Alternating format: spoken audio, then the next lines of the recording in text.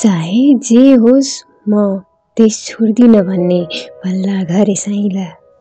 चाहे जे होस् म देश छोड्दिन भन्ने भल्ला घरे साइला। बाध्यता र जिम्मेवारीले थिचेपछि कलिलो उमेरमा देश छोड्न बाध्य भए।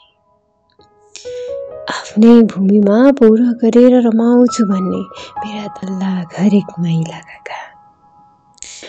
आफ्नै भूमिमा पौर गरेर रमाउँछु भन्ने मेरा तल्ला घरे माइला काका। बुढेसकालमा छोरा छोरी परिवारको लागि पनि खाडी बस्न बाध्य भए।